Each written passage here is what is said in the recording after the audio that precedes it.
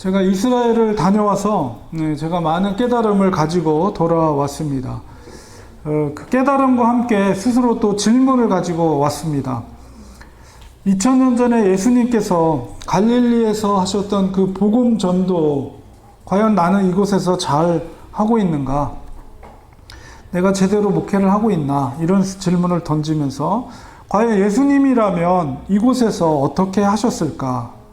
이런 근본적인 질문을 저 자신에게 해 보았습니다. 저는 고등학교 2학년 때 목회자로서 주님의 부르심을 받은 이후에 목회자로서의 길을 걷는 것에 대해서 한 번도 후회하지 않았습니다. 그리고 오직 이 길이 하나님께서 저에게 주신 길이라고 여기고 목회자로서의 앞만 보고 걸어왔고 지금도 걸어가고 있습니다. 그런데도 스스로에게 질문을 던집니다. 과연 제대로 하고 있는가? 스스로 느끼는 저의 마음은 부끄러운 마음입니다. 나이가 먹어갈수록 주님 앞에 부끄럽고 부족하다는 마음 뿐입니다. 그러면서 이제 말씀을 더 의지하고 또 바른 목회를 하기 위해서 이렇게 정신을 차리죠. 오늘 말씀도 로마서 말씀인데요. 이 말씀을 통해서 이 시대 속에서 바로 그리스도인의 올바른 사명이 무엇인가 이런 것을 깨달으려고 합니다. 그리고 그 깨달음을 통해서 우리가 그 사명을, 우리 그리스도인으로서 이 땅에서 사명을 이루게 되기를 소망을 합니다. 이번에 제가 이스라엘을 방문할 때 사실 이제 제일 먼저 방문했던, 물론 이제 세미나 했던 곳 말고 이제 성지 순례를 하면서 처음 방문했던 지역이 지중해 연안에 있었던 가이사랴입니다. 가이사랴에 방문했는데, 가이사랴를 가면 사도 바울이, 그 도시는 이제 로마로, 이제 사도행전 읽어보면 로마로 이제 가게 되거든요. 나중에 이제 잡혀가서 가는 거죠. 근데 가기 전에 2년 정도를 머물고 있던 도시가 그 가이사랴예요. 물론 이제 구금이지만 조금 자유로운 가택연금과 같은 형식으로 잡혀있던 2년 동안 머물렀던 도시가 가이사랴입니다. 그래서 저도 이제 거기 가보니까 본디오 빌라도라는 이름이 새겨진 비석이 있더라고요. 그러니까 그곳에 총독들이 거했던 장소였다는 것을 알 수가 있고, 그리고 이제 그 중간에 보면 재판정이 있습니다. 흔적이 남아 있는데 이렇게 동그란 원이 있어요. 한 2m 정도, 지름 한 2m 정도 되는 동그란 원이 있는데 거기에 이제 앞에 재판정이 있고 거기에 죄수가 가서 이제 자기가 변호하거나 이제 이야기하는 그런 흔적이 남아 있더라고요. 그래서 이제 저도 이제 거기 서서 그 지중해를 향해, 로마를 향해서 이렇게 손을 하면서 사진을 찍었는데요. 아마도 사도 바울도 그 원 안에서 자기가 어필하면서 로마에 가서, 자기가 로마 시민권자이기 때문에 로마로 가서 그 재판을 받고 싶다라고 이야기했을 것입니다. 그때까지만 해도, 사도 바울이 그 가이사랴에 머무르고 있을 때까지만 해도 사도 바울은 로마를 한 번도 방문한 적이 없었습니다. 그런데 이제 로마서를 썼던 시기가 언제냐면은 3차 선교 여행을 돌 때에, 이제 고린도에 머물렀을 때에 이제 그 썼던 편지로 이렇게 학자들이 말합니다. 한 번도, 그러니까 이 로마서를 쓸 때는 만난 적도 없는 그 로마에 있는 성도들에게 이 기독교 교리를 잘 정리를 해서 쓴 편지죠. 그 편지라고 했을 때 굉장히 많은 분량이잖아요. 그만큼 심혈을 기울여서 바울이 쓴 편지입니다. 이 로마 교회는 이제 디아스포라 유대인들, 이게 크리스찬들, 그러니까는 이제 성령 강림 사건 때 여러 지역에서 왔던 그 크리스찬들이 있었잖아요. 유대인 디아스포라. 아마 그 중에 일부가 가서 이제 세운, 자생한 교회로 우리는 이해를 합니다. 그래서 바울이 특별히 이신층이 교리를 잘 정리해서 로마서를 작성을 했습니다. 우리가 특별히 로마서 11장 오늘 우리가 12장 1절부터 읽었는데 그 앞에 11장은 특별히 유대인과 이방인의 구원에 관해서 기록되어 있어요. 그래서 제가 이번에 이제 이스라엘 세미나를 했던 가장 핵심적인 그 세미나 주제도 유대인의 회복이거든요. 그래서 이제 로마서 11장에 보면 오늘날 그 유대인의 회복에 중요한 근거가 되는 말씀이 기록이 되어 있습니다. 바로 11장 22절을 보면 25, 26, 27절 이렇게 연결된 부분을 보면 형제들아 너희가 스스로 지혜있다면서 이 신비를 너희가 모르기를 내가 원하지 아니하노니 이 신비는 이방인의 충만한 수가 들어오기까지 이스라엘의 덜어는 우둔하게 된 것이라.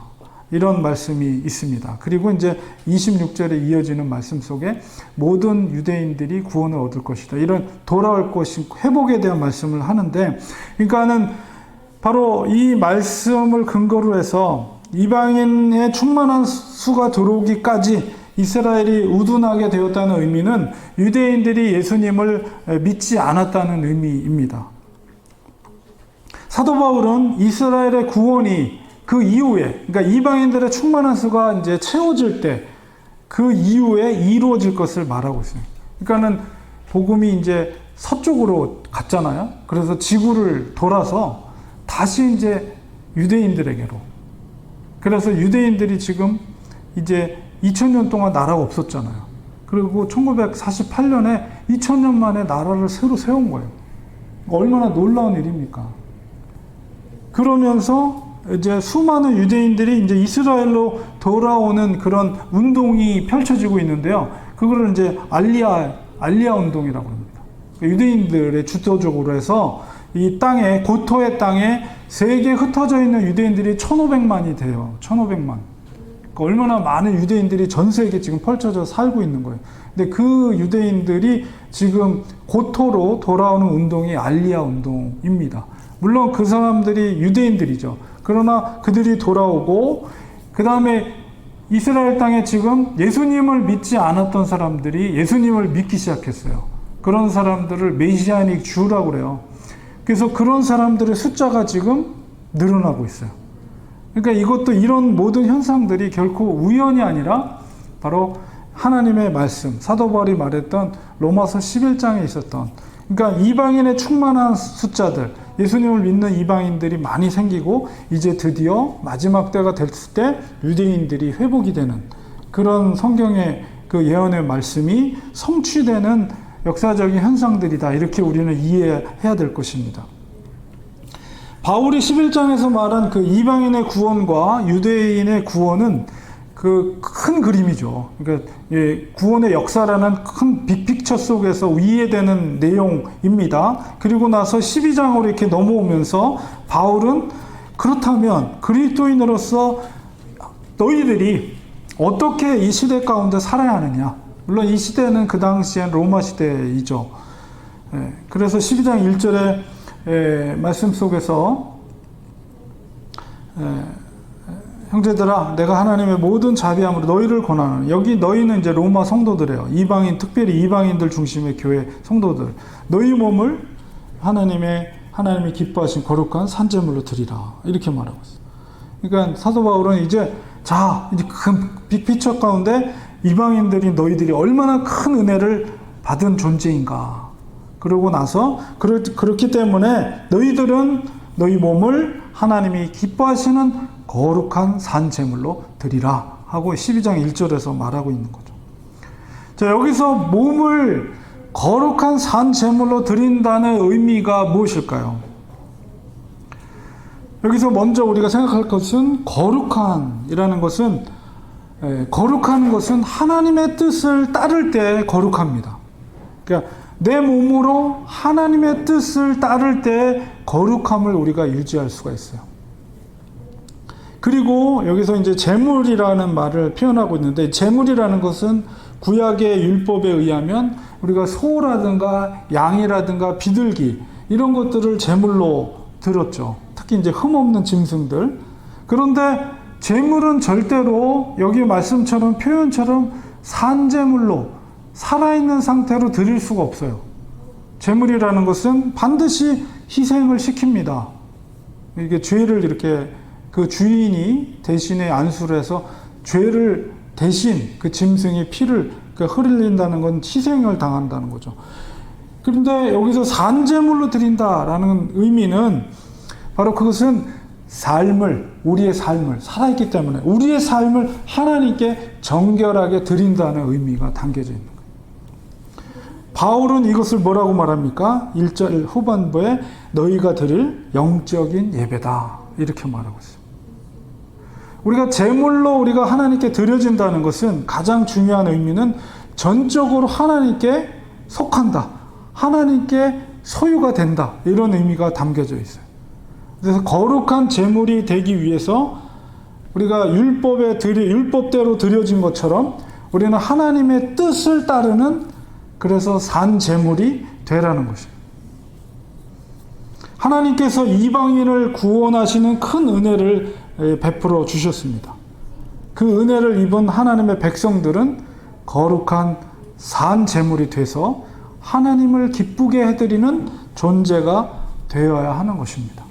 그것이 바로 하나님께서 기뻐하시는 예배입니다. 우리 마음의 생각이나 어떤 그런 것 없이 상관없이 구약의 율법대로 드리는 그런 구약의 제사를 하나님은 더 이상 원하지 않는다는 거예요. 그러니까는 그 마음속에 어떤 마음을 가졌더라도 율법대로만 제사를 드리면 그 맞는 거예요. 그러나 하나님이 원하시는 제사는 그게 아니고 마음을 찢고 겸손하게 삶의 주권을 하나님께 맡기고 또한 그 사람이 거룩한 삶을 살아가는 것, 이것이 바로 하나님이 원하시는 거라는 거예요. 이 시대에 살아가는 그리스도인들은 어떻게 우리가 복음을 전할 것인가, 어떤 사명, 해야 할 일, 이런 것을 고민하기에 앞서서 하나님 앞에 우리는 먼저 우리의 삶을 드리는 겸손함이 있어야 됩니다. 하나님께서 우리의 삶의 주권을 가지고 계시다는 것을 우리가 말로만이 아니라 우리의 몸으로, 우리의 행동으로, 우리의 삶으로 보여드려야 하는 거예요. 우리 몸이라는 것은 바로 우리의 생각, 영혼, 그리고 우리의 행위, 이 모든 것이 포함된 의미입니다. 우리 12장 2절에 보면 바울은 좀 더 구체적으로 그 영적인 예배에 대해서 설명을 하고 있어요. 두 가지 원리로 설명을 합니다. 12장 2절에 보니까 첫 번째는 뭐냐면 이 세대를 본받지 말라는 거예요. 이 세대라는 게 뭐예요? 1차적으로는 그 당시 로마의 통치에 의해 이루어진 그 시대상으로 볼 때에 로마 시대의 그런 그 시대의 사조를 말하는 거예요. 그건 뭐냐면 강한 자가 약한 자를 굴복시키고 높은 자리에 올라서 기득권으로 누리는 삶을 사는 것. 그 당시의 사조죠. 그런 세상의 원리를 본받지 말라는 거예요. 그런 원리의 중심에는 뭐가 있어요? 인간 중심. 인간이 자리를 잡고 있고 인간의 어떤 본성을 만족시키고자 하는 탐욕이 자리 잡고 있는 것입니다. 그런 원리 속에는 하나님이 존재할 수가 없어요. 사도 바울은 그 로마에 살고 있는 성도들에게 그런 로마의 세속적인 정신을 따르지 말라고 지금 촉구하고 있는 거예요. 이 세대를 본받지 말라.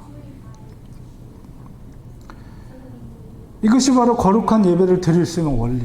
두 번째는 뭡니까?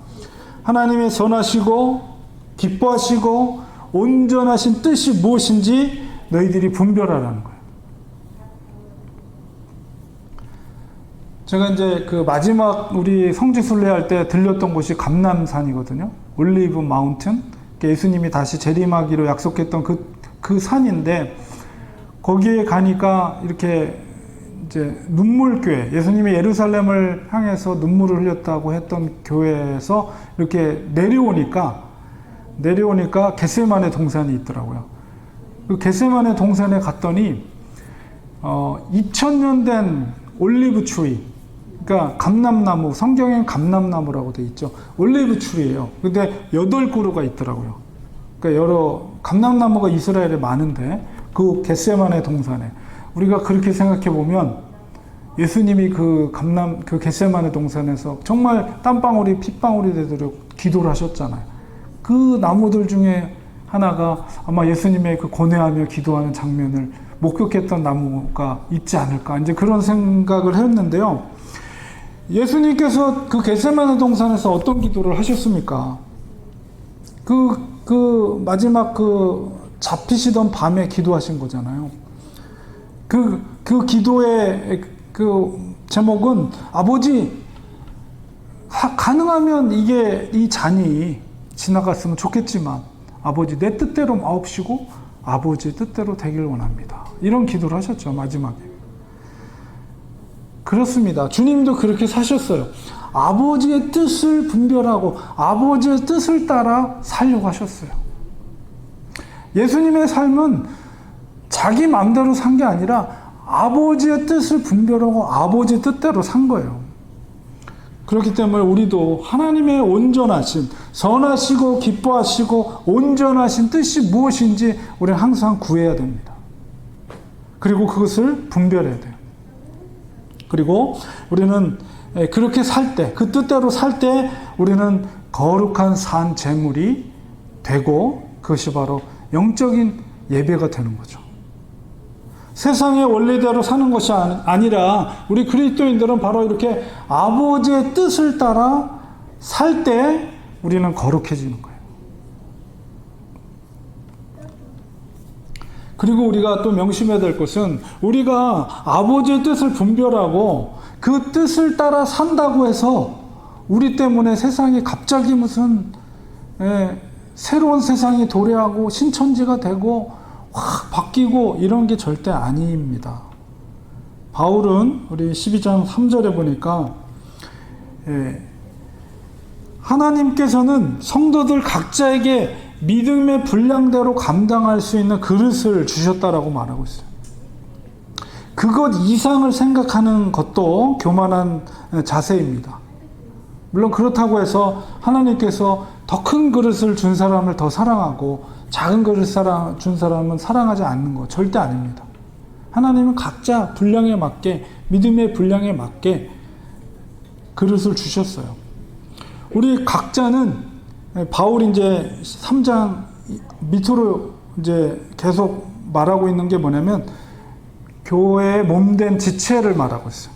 우리 모두는 각각 몸의 지체, 교회를 몸으로 비유했을 때 몸의 지체들입니다. 그렇기 때문에 아무리 작은 믿음의 분량대로 그릇을 주셨더라도 너무 소중한 존재들이에요. 우리 모두가. 그것은 다 하나님이 주신 역할들이 있습니다. 그 역할에 충실할 때 하나님은 기뻐하시는 거예요. 아무리 그것이 작은 그릇이라 할지라도. 그리고 몸된 교회는 그렇게 할 때 건강하게 유지될 수가 있습니다. 우리가 변함없는 모습으로 자기 역할을 꾸준하게 지키는 것이 중요합니다. 바울은 이렇게 로마 성도들에게 교회 지체로서 자기의 본분을 믿음으로 지킬 것을 당부하고 있습니다. 우리가 꾸준하게 오래 지속한다는 것은 쉬운 일은 아니에요. 그런데 교회가 정말 건강하려면 오래 자기 자리에서 주어진 역할을 변함없이 지켜가는 사람들이 많을 때 그 교회는 건강한 교회입니다.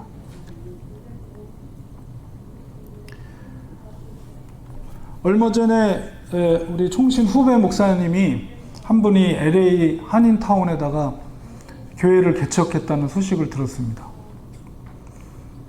제가 뭐 개인적으로 이렇게 친밀한 후배가 아니라서 제가 그 창립 예배에는 제가 참석은 안 했어요. 근데 그 대형 교회에서, 아주 큰 대형 교회에서 8년 동안 부목사로 있다가 이제 아마 그 교회에서 지원을 해줘서 교회를 개척을 하게 된 것 같습니다. 근데 제가 염려가 되는 부분이 뭐냐면, 얘기를 들어보니까 그 이제 참석하신 분이 저한테 이제 사진을 보내줘서 교회를 봤어요. 근데 그 1층, 2층을 다 쓴다고 그러더라고요. 그 한 달 교회 렌트비가 8,000불이래요. 개척교회인데. 제가 참석한 성도들 보니까 다 대부분 본교회에서 이렇게 잠시 와서 예배 드리는 분들이고, 교인들은 거의 없는 것 같더라고요. 그래서 저는 좀 염려가 됐어요. 사례비, 또 여러 가지 그 운영비도 있고, 뭐 여러 가지 교회가 하려면 많이 들어가잖아요. 그런 돈들이. 근데 그런 거 다 제외하고 순수 렌트비만 8,000불, 월척 8,000불이면 과연 얼마나 오랫동안 유지할 수 있을까? 이런 염려가 되더라고요. 그래서 너무 큰 교회 부교육자로 있다 보니까 뭔가 현실 감각이 좀 부족하구나, 이런 생각이, 저 혼자 생각을 했습니다. 우리가 변함없이 꾸준히 이렇게 오랫동안 지속하는 게 중요하거든요, 교회라는 것은. 근데 처음서부터 그렇게 하는 거는 제가 보기에는 좀 지혜로운 생각은 아니다. 그리고 개척교회가 그 비용이면 얼마나 선교적인 일들을 많이 할 수 있겠어요. 뭔가 건물을 포기하면 얼마든지 선교적인 일들을 할 수 있을 텐데, 이제 저 혼자만 그렇게 생각했습니다. 다 생각이 있으니까 또 거기 나름대로 생각을 가지고 시작하는 거지만, 그래서 우리가 코로나로 인해서 LA 지역, LA 집코드로 되어 있는 교회에 그 한인 교회를 제가 위브리지 컨퍼런스 참석해서 거기서 이제 기독일보에서 그 조사한 거를 들어봤더니 LA 지역에 200교회 한인 교회가 문을 닫았대요. 팬데믹 때문에. 그러니까 우리가 느끼지 못하지만 이게 어마어마한 영향을 끼친 거예요. 그래서 참 모두가 정말 힘든 시대 속에서 우리 한인교회들이 놓여있다, 이런 생각이 듭니다. 그러면서 저도 안타까우면서 스스로에게 던지는 질문은, 우리 교회는 정말 하나님 기뻐하시고 온전하신 뜻에 우리가 귀 기울이고 또한 순종하고 있는가, 이런 스스로에게 질문을 던져 보았습니다. 만약 우리가 거기에 집중하고 있다면, 그리고 나의 분량, 믿음의 분량에 맞게 거기에 충성한다면 주님께서 우리 렌추아님교회를 사용해 주지 않겠는가, 이런 생각을 해보았습니다. 겸손한 마음으로 나에게 또한 맡겨진 목양의 책무를 감당해야 되겠다라는 다짐을 하였습니다. 저뿐만 아니라 우리 사랑하는 우리 성도님들도 동일한 이런 마음을 가지고 교회를 섬겨간다면 하나님께서 우리 렌추아님교회를 정말 귀하게 사용하실 줄 믿습니다. 결론을 맺겠습니다. 사도 바울이 살았던 로마 시대에 비해서 지금은 정말 많은 것들이 달라졌어요. 그러나 인간 중심, 인간의 본능을 따라 살려고 하는 탐욕과 이기심, 이런 사조는 근본적으로 변하지 않았습니다. 아무리 세상이 변해도 주님은 변하지 않습니다. 하나님의 말씀은 결코 변하지 않습니다. 우리가 예수님처럼 또 바울처럼 우리의 몸으로 거룩한 우리는 산 제물이 되어야 됩니다. 형식으로 드려지는 예배가 아니라 우리의 삶으로 드려지는 우리는 예배를 드려야 됩니다. 하나님께서 우리에게 요구하시는 것은 엄청난 것을 요구하는 것이 아닙니다. 그저 하나님을 사랑하고, 날마다 하나님 사랑하고, 또 하나님이 기뻐하시는 온전하신 뜻이 무엇인가, 그것을 따라서 우리가 하나하나 순종하며 살아가는 것, 그걸 원하십니다. 우리에게 주신 그 믿음의 분량대로 겸손하게, 그러나 변함없는 모습으로 우리는 믿음을 지켜가야 됩니다. 우리에게 주어진 시간은 그리 길지 않습니다. 하루하루 살아가는 것이 때로는 힘겹지만 우리는 믿음으로 승리하길 원합니다. 힘든 순간순간마다 우리 약속의 말씀을 꼭 기억하시기 바랍니다. 수고하고 무거운 짐진 자들아, 다 내게로 오라. 내가 너희를 쉬게 하리라. 주님은 우리와 늘 함께 하십니다. 주님은 우리를 도와주십니다. 믿음으로 살 수 있도록 성령께서 우리를 도와주십니다. 우리의 몸으로 거룩한 산 제사를 드릴 수가 있습니다. 우리의 삶을 통해 하나님을 기쁘게 해드릴 수 있습니다. 하나님은 우리가 그저 아버지라고 부르기만 해도 너무 기뻐하세요. 하나님을 날마다 우리가 부르는 부르고 만나는 것으로부터 우리의 영적인 예배는 시작이 되는 것입니다. 그럴 때 하나님은 기뻐하시고 우리에게 정말 하나님은 기쁨을 주세요. 어저께도 제가 토요일날 나가서 전도하는데 우리 지나갈 때는 이제 전도지 나눠주고 이제 우리 두란노에서 나온 그 어린이 큐티 매거진도 이렇게 책을 가져왔어요. 몇 박스. 우리 이은호 목사가 한국 떠나기 전에 저한테 다 주고 갔어요. 그래서 제가 그것도 가져가서 어린이들 주면 너무 좋아요. 네. 엄마도 좋아하고 그래서 그 책도 주고 전도지 주면서 이렇게 아무도 안 지나갈 때 혼자서 기도하는데 얼마나 기쁜지 모르겠어요.